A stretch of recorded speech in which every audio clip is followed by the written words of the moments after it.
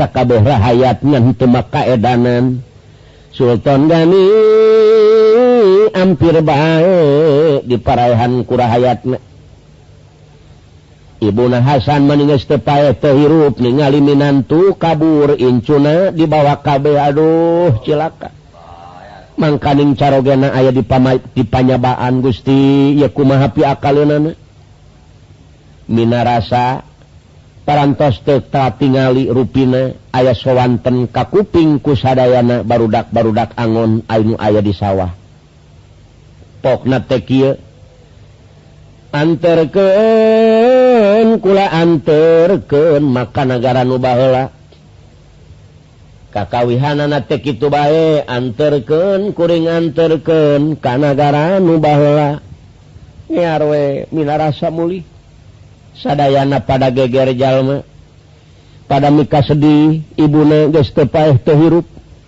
Teu kacaritakeun ibuna anu keur sedih Sultan Gani kabur ti kota nagara Baghdad sebab jadi sasaran hebat. Tuna ibuna anu keur balangsak nu aya di kota nagara Baghdad, anu geger masyarakat di kota nagara Baghdad.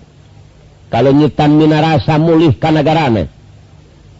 Hasan Basri lulus sakumaha kapuka ibunan datang wirasat ka tempat panyabaan. Cek Hasan Basri, neng, ya aya naon akang banget ku lulus-lulus teuing.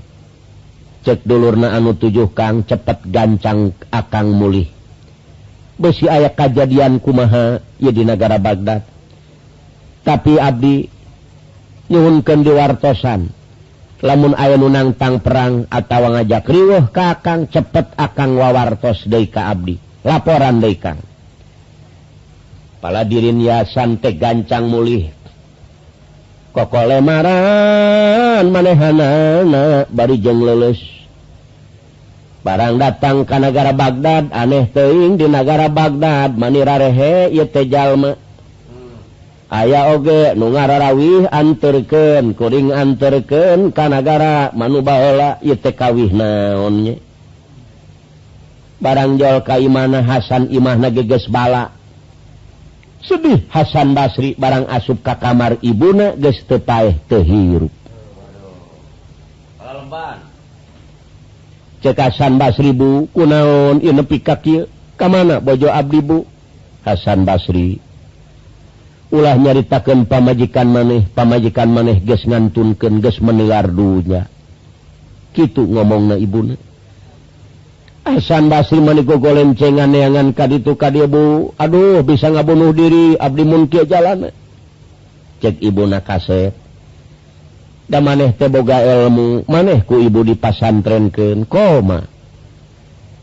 Ngan eta ibu teh dosa ka anjeun, bohong keneh nu saleresna. Pamajikan anjeun lain maot. Akibat Sultan Gani nu jadi panyakit. Baju hikmatna kapangih jang. Pamajikan maneh kabur jeung anak maneh kabeh dibawa. Ngan aya amanatna kasep, basana lamun lalaki susul ka nagara jajah Irwah. Paladirin Yasan Basri leuleus. Mangeran maneh kasaha? Mun nabi maneh kasaha? Mun bisa jawab mokaha salamet teu meunang bahla. Paladirin Yasan Basri bayanganana teh kitu. Teueuh teuing pamajikan ngantunkeun ti nagara Baghdad mulih ka nagara jajah Irwah. Anak kabeh dua-duanana dibawa. Tega temenan minarasa, Bu. Teu sangka minarasa ninggalkeun. Maka aya amanat lamun lalaki susul ka kota nagara jajah Irwah. Kebenaran amat ya kaula lain awewe, cek Hasan Basri. Minarasa tanya bulan mana tahun mana pasti ku kaula disusul anjing. Kabina-bina ya Sultan Gani nu jadi panyakit kabeh rahayat ngararonong bae. Sultan Gani bakal menang bagian anjeun ke di akhir. Sebab kaula teu senang teu ridho. Inung kaula ngajang jawing salirana. Kalayan Hasan Basri teh emut kanu jadi bojo, emut kanu jadi tuang putra. amanat anu metak jadi pikiran lamun lalaki susul ka kota negara Jajah Hirwak kabeneran lain awewe aing teh saur ibuna Kasep besi bahaya ulah disusul Bu nyuhunkeun duana bae ulah rempan abdi teh kagungan saderek genep anu baris ngabela anu akhirna ibuna teh sajabat tinggal longsongkeun Kasep ibu mah berang penting sajabat tinggal doa ka Allah muga-muga pamajikan maneh sing kapenak deui pala putra maneh Nuril Basri jeung Nuril Basaro dedeh teuing incu ibu tetela amat maneh tega ngantunkeun ibu Hasan Basri sujud ka ibuna luga ieu lumunur layang rana dening laga nang anu ayeuna ya Hasan Basri kabur ka Pulau Sehab ka saderekna anu 7 laporan ngajerit-jerit maratan langit saur saderekna anu 7 Kang aya naon Kang aya naon aduh neng cilaka akang lain aya nu nantang perang akang lain ku sabab boga musuh gelis belaan ya akang bojo akang minarasa kabur ka nagarana Bruk nu 7 leuleus putra akang dicanak gelis sadayana Nuril Basri jeung Nuril Basarah anu jadi cukang lantaran Sultan Gani aduh cilaka wayana Kang sing sobar akang tulungan gelis ampun bojo akang teh kabur ngan aya amanatna basana lamun lalaki akang susul ka nagara Jajah Hirwak kitu budak amanatna kabeneran akang lain awewe barudak jeung aya kawihna anterkeun kuring anterkeun ka nagara nu baheula ya disambung ku akang kapalang aing kapalang nyusul anak pamajikan pala dirin ieu saderekna anu 7 nangis teh hinggana basana Kang lamun minarasa geus kabur ka nagara nama najis abdi teu bisa bela Kang lain lawaneun ngadon nganterkeun nyawa wayahna ulah disusul Kang teu bisa gelis tetep akang rek nyusul bae keheula Kang urang nyuhunkeun widi heula ka eyang tah barudak rek nyuhunkeun widi ka eyangna anu ngageugeuh di Pulau Sehab jadi Hasan Basri seolah-olah laporan ke Pulau Sehab ka saderekna anu 7 basana akang bahaya lain kabahayaan naon-naon tapi bojo akang mulih ka nagarana ka nagara Jajah Hirwak oge aya amanatna ceuk pamajikan akang lamun lalaki susul ka nagara Jajah Hirwak kabeneran akang lain awewe cek dulurna anu 7 Kang saekieu sing sabar sing tawakal ka Allah sebab nyusul oge urang ngadon nganterkeun nyawa coba urang pamitan heula ka eyang urang teras barudak anu 7 netepan 2 rakaat ngagedig bumi 7 kali bareng-bareng datang eyangna anu jangotna samet mumuncangan jubahna bodas kabeh basana ceuk eyangna barudak aya kararepet naon maneh biasana lamun geus ngagedig bumi 7 kali aya kaririweuh naon bapak tukang perang ti babaheula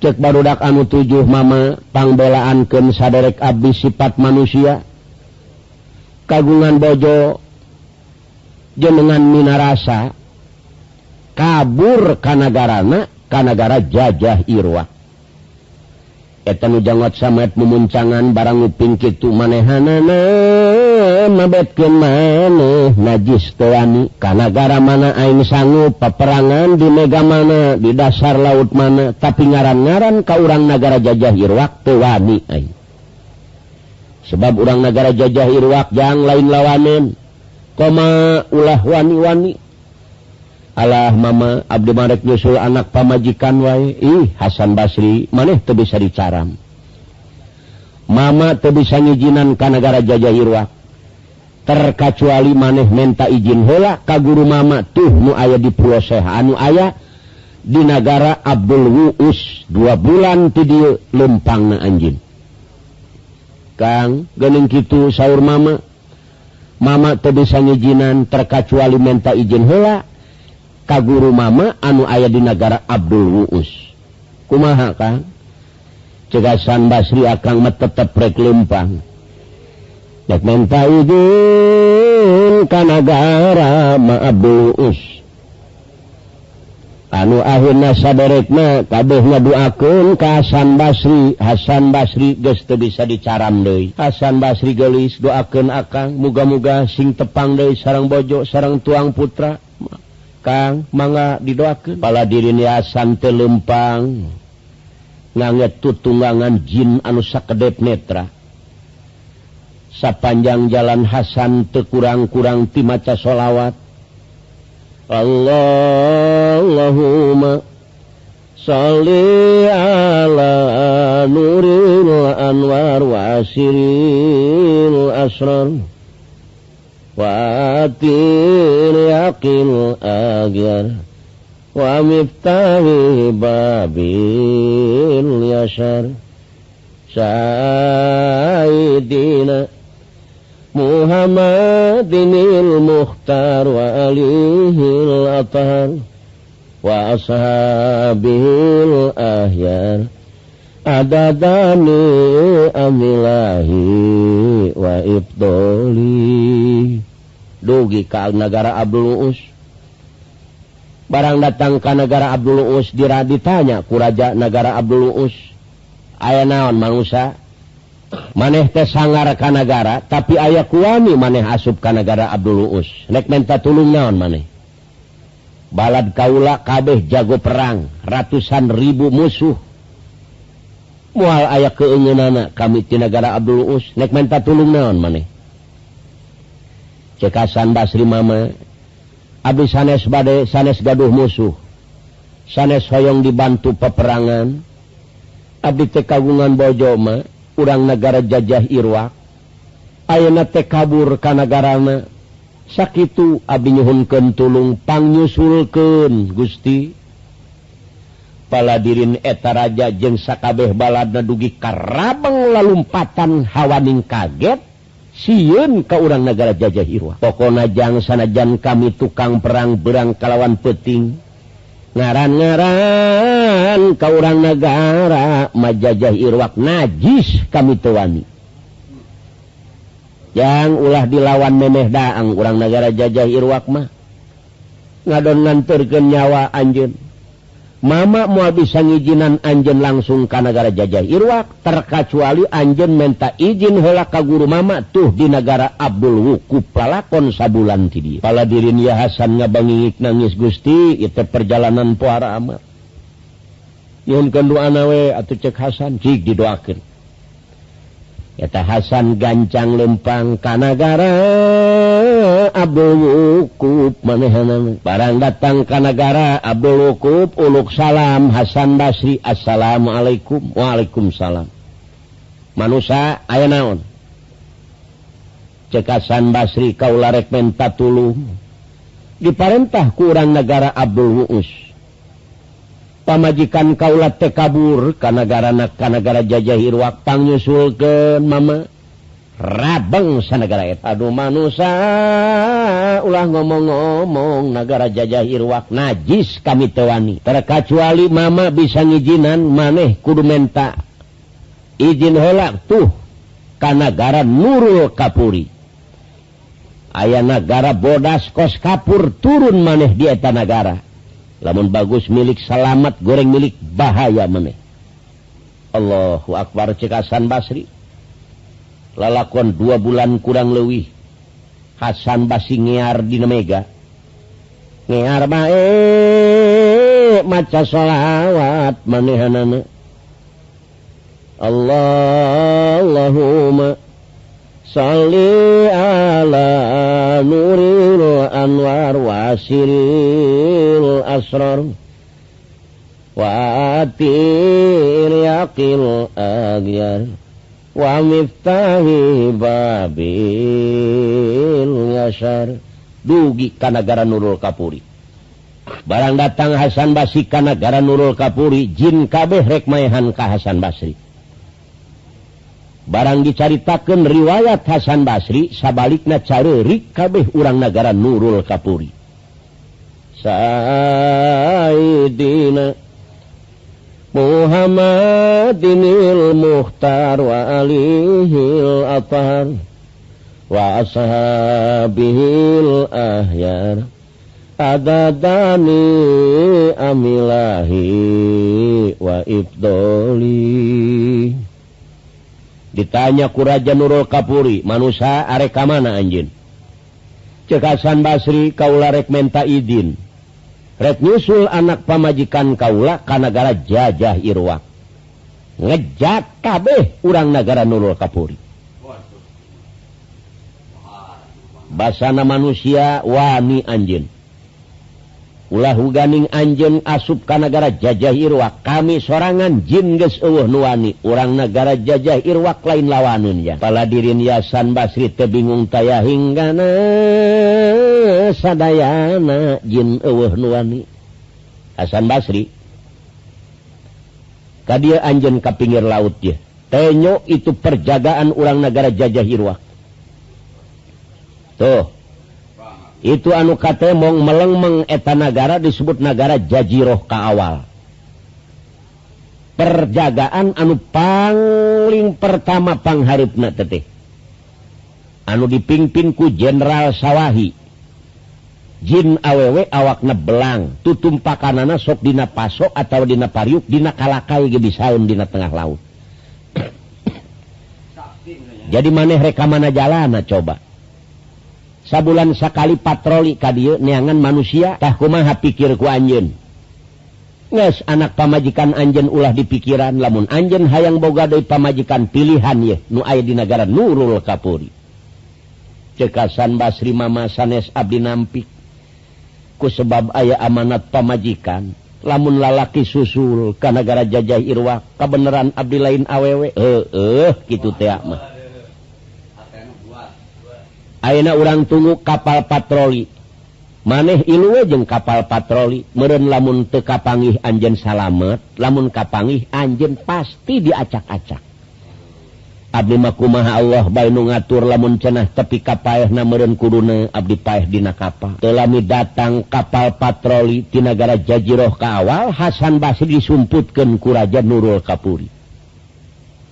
Barang rapet eta kapal sakabeh balad jin turun kabeh operasi kalemur neangan manusia.